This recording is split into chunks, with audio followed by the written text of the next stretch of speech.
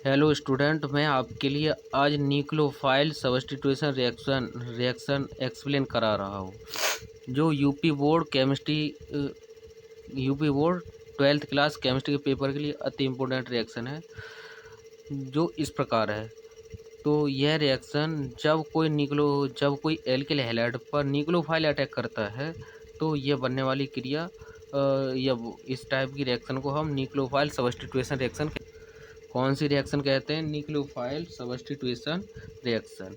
जैसे इसका मैंने एग्जांपल बनाया है, कोई आर एक्स है एल्किल हैलाइड, इस पर कोई न्यूक्लियोफाइल अटैक करता है तो एक्स अपने जगह से हट जाता है और न्यूक्लियोफाइल वहाँ जुड़ जाता है। एक्स क्यों हटता है? इसका रीजन है कि एक्स गुड लिविंग एलिमेंट है जहाँ, अर्थात एक्स ना होकर कोई, ज़्यादातर एक्स ही इस्तेमाल किया जाएगा और x very good living element होता है। जैसे मैथिल क्लोराइड पर अगर हम कोई न्यूक्लियोफाइल अटैक करें और तो न्यूक्लियोफाइल क्या करता है, क्लोरीन को हटा देगा और स्वयं आके उस जगह पर लग जाएगा और क्या बन जाएगा हमारा ये मैथिल एल्कोहल। तो अब क्या क्या होता है, न्यूक्लियोफाइल क्या होते हैं? पहले तो ये बात हमें समझनी ज़रूरी है। ये पता लग जाएगा न्यूक्लियोफाइल क्या होते हैं तो रिएक्शन बड़ा इजी हो जाएगी।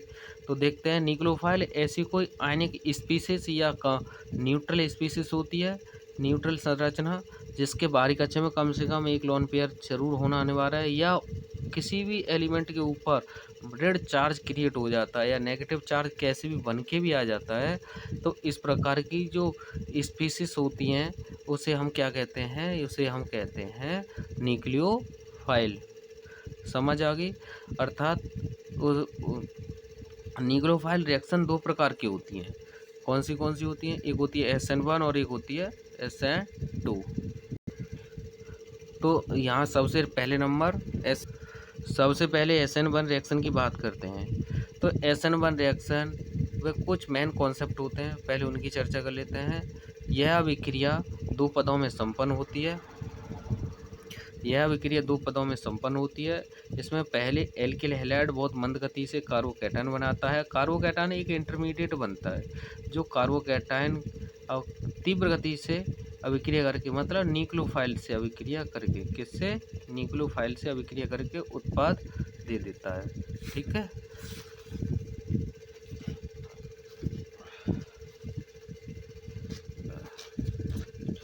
जैसे कि हमने एग्जाम्पल दिया है इसका, एग्जाम्पल है इसका हमारा, जैसे कोई आर एक्स है, मतलब एल्किल हैलाइड है, कोई मंद गति से रिएक्शन करेगा तो पहले एक्स जहाँ से ब्रेक हो जाएगा और कार्बोकैटायन जनरेट हो जाता है। कार्बोकैटायन पर कोई न्यूक्लियोफाइल अटैक करेगा और न्यूक्लियोफाइल अटैक करते ही क्या बनेगा, वो ROH बन जाएगा, मतलब न्यूक्लियोफाइल उसमें ऐड हो जाएगा और जैसे ही ऐड होने के बाद प्रोडक्ट बना देगा। ठीक है।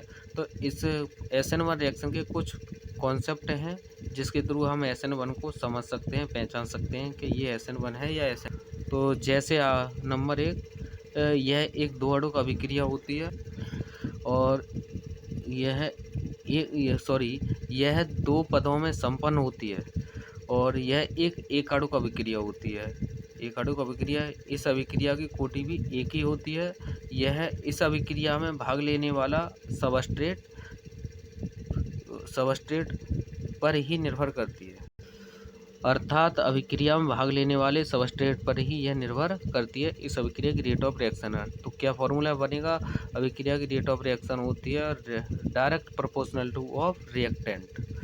ठीक है।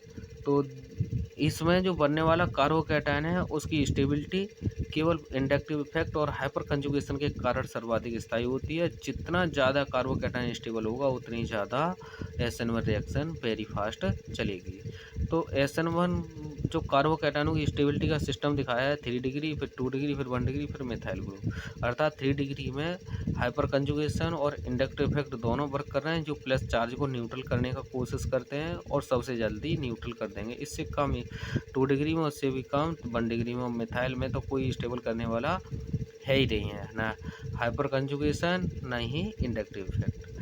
अगला है, इस अभिक्रिया में न्यूक्लियोफाइल जो है वीक एसिड पर ही अच्छी तरह से कार्य कर जाता है, अर्थात जो वीक एसिड को वीक बेस अगर कोई डाल दिया जाए, इसमें क्या डाल दें? वीक बेस अगर जैसे डाल देते हैं तो वो क्या करता है, बहुत अच्छी तरह से SN1 रिएक्शन को एक्सप्लेन कराता है।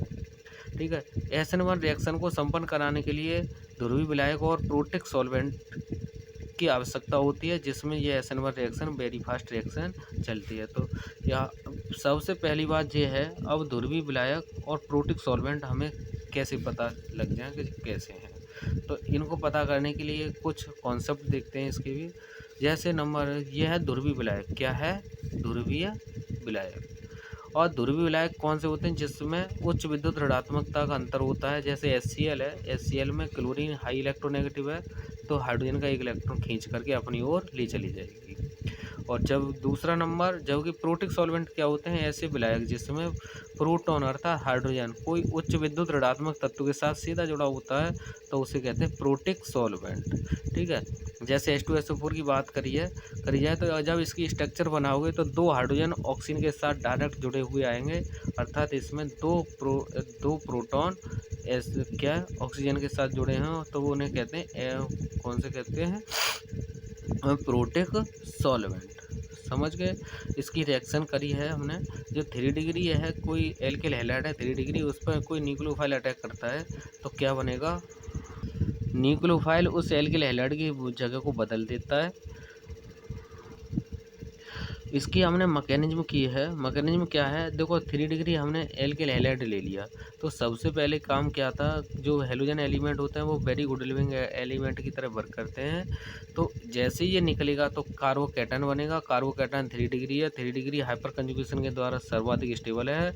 और जो कार्बोकैटन बना है वहाँ पर कोई हाई न्यूक्लियोफाइल अटैक करके उस पर कंपाउंड बना देता है, अर्थात जो कंपाउंड भी बनने वाला होगा वह 3 डिग्री एल्कोहल ही होगा।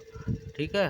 तो इस अभिक्रिया, किसी भी अभिक्रिया अर्थात SN1 रिएक्शन में कार्बोकैटन जितना ज़्यादा स्टेबल होता है, वह SN1 रिएक्शन उतनी ही फास्ट गति से चलती है। इसी प्रकार SN2 रिएक्शन के कुछ मेन कॉन्सेप्ट हैं। SN2 रिएक्शन के कुछ मेन कॉन्सेप्ट हैं और सेम टोटल SN1 रिएक्शन के एंटी कॉन्सेप्ट हैं।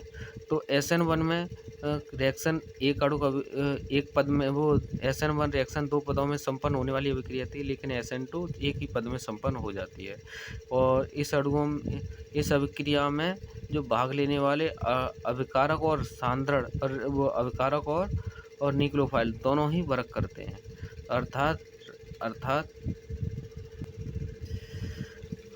अर्थात अभिक्रिया की दर जो एल्किल हैलाइड और न्यूक्लियोफाइल नाभिक स्नेही अभिकर्मक दोनों पर ही निर्भर करती है। जैसे एग्जाम्पल दिया है, अगर हमारे पास कोई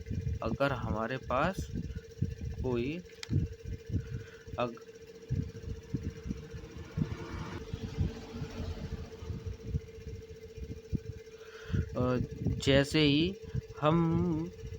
हम किसी एल्किल हैलाइड पर कोई न्यूक्लियोफाइल अटैक कराते हैं, तो एल्किल हैलाइड पर बैक साइड से न्यूक्लियोफाइल अटैक करता है, और जिससे कि हैलोजन एलिमेंट अपने आगे की ओर निकल जाता है। और उसी सिस्टम में चलते थोड़े से आगे बढ़ने पर क्लोरीन पूरा ब्रेक हो जाता है और मेथिल क्लोराइड बन के तैयार हो जाता है। तो इस अभिक्रिया के कुछ मेन कॉन्सेप्ट होते हैं, तो वो मैं आपके लिए बता रहा हूँ। जैसे SN1 रिएक्शन के कुछ कंडीशनें थी, उसी टाइप से SN2 रिएक्शन की भी कुछ कंडीशनें हैं। नंबर 1, यह 2 अणु की अभिक्रिया होती है। नंबर 2, इसे द्वितीय कोटि की अभिक्रिया कहते हैं। इसमें स्टेबिलिटी का जो रूल है वो SN1 रिएक्शन का सेम उल्टा होता है। स्टेबिलिटी का रूल SN1 का सेम उल्टा है। इसमें क्या होता है? मिथाइल ग्रुप सबसे ज़्यादा स्टेबल होता है, उसके बाद 1 डिग्री, उसके बाद 2 डिग्री, उसके बाद 3 डिग्री। इस क्रिया में जो स्ट्रॉन्ग एसिड ही अच्छा वर्क कराता है। स्ट्रॉन्ग एसिड ही गुड का मतलब अच्छा न्यूक्लियोफाइल का वर्क करता है। यह अभिक्रिया अध्रुवीय और अप्रोटिक सॉल्यूशन में दोनों तरह से वर्क कर जाती है। ठीक है, क्योंकि इसमें स्ट्रॉन्ग बेस पड़ा होने के कारण। ये क्या है? हमारा स्ट्रॉन्ग बेस, एसिड बोल गए थे हम उसे, स्ट्रॉन्ग बेस होता है। ठीक है, इसकी कुछ एग्जांपल हैं, जैसे एल्किल हैलाइड है। एल्किल हैलाइड पर अगर हम कोई स्ट्रॉन्ग एसिड डालते हैं, मतलब KOH है, पोटेशियम हाइड्रोक्साइड, वो स्ट्रॉन्ग ही है, तो पोटेशियम क्लोरीन के साथ रिएक्शन कर जाएगी, मतलब हेलोजन एलिमेंट के साथ, और OH बचा वो न्यूक्लियो वो इलेक्ट्रोफाइल और बचा हुआ OH ग्रुप तो एल्किल अर्थात कार्बोकैटायन पर एंटी अटैक करके जुड़ जाता है। ठीक है, तो दूसरा एग्जांपल, अगर हमने कोई एथिल क्लोराइड ले लिया, उस पर OH डाल दिया, तो क्या बनेगा, क्लोरीन को हटा देगा और क्लोरीन के बदले में OH ग्रुप वहाँ आके चिपक जाएगा, हो जाएगा एथिल एल्कोहल, अर्थात ये SN2 रिएक्शन से जाने वाली अभिक्रिया है। तो SN1 और SN2 के कुछ एग्जाम्पल लिख के एक्सप्लेन करा रहा है। देखो, SN1 और SN2 अभिक्रिया के कुछ एग्जाम्पल इस प्रकार हैं, वो देखिए। जैसे नंबर 1, अगर हमने एथिल ब्रोमाइड ले लिया, उस पर सोडियम एथॉक्साइड डाला, सोडियम एथॉक्साइड जैसे ही डालेंगे तो सोडियम वो क्लोरीन तो यहाँ ब्रोमीन तो निकल के जानी है, क्योंकि गुड लिविंग एलिमेंट है, तो आयोडीन उसे एक्सेप्ट कर लेगा और बचा हुआ प्रोडक्ट मतलब न्यूक्लियोफाइल जो बना है वो बैकटक करके वो फ्रंट साइड से जैसे क्लोरीन हटी तुरंत उसी जगह पे आ जाएगा। तो इससे बनने वाला प्रोडक्ट क्या है, ईथर। ईथर कौन सा बना है, डाई इथाइल ईथर। तो ये किस टाइप की रिएक्शन है, SN2 टाइप की रिएक्शन है। इसी टाइप से अगर यही कितना होता है, एल्किल हैलाइड 3 डिग्री, जो एल्किल हैलाइड 1 डिग्री लिया है वही कितना होता है 3 डिग्री। सोडियम एथॉक्साइड के साथ जैसे ही गर्म किएंगे, ओल्ड रिएक्शन है, तो ये सोडियम ब्रोमीन को लेकर फरार और बाकी बचने वाला बनेगा क्या कहते हैं, ईथर। क्या बचेगा, ईथर। और जिस टाइप की रिएक्शन कौन सी रिएक्शन कहलाएगी, SN1 रिएक्शन। ठीक है, इसी टाइप से अगला है एथिल ब्रोमाइड, अगर ले लिया उस पर अमोनिया डाल दिया। अमोनिया कैसा है, मुक्त मूलक है, लेकिन ये न्यूक्लियोफाइल की तरफ वर्क करेगा, क्योंकि नाइट्रोजन के बाहरी कक्षा में एक लोन पेयर शेष रहता है। तो ब्रोमीन निकली और एक हाइड्रोजन यहाँ अमोनिया से निकलेगा, दोनों अमीन बना देगा और HBr निकल के खड़ा हो गया। ये रिएक्शन किससे जाएगी, SN2 के थ्रू जाएगी। अगर हमारे पास 2 डिग्री अमीन होता और एल्किल ब्रोमाइड से रिएक्शन कराई जाती, तो क्या होगा, 2 डिग्री अमीन भी वैसे स्टेबल है और प्रोडक्ट में जाते जाते 3 डिग्री में बन जाता है, इसलिए यह वेरी स्टेबल कंपाउंड है।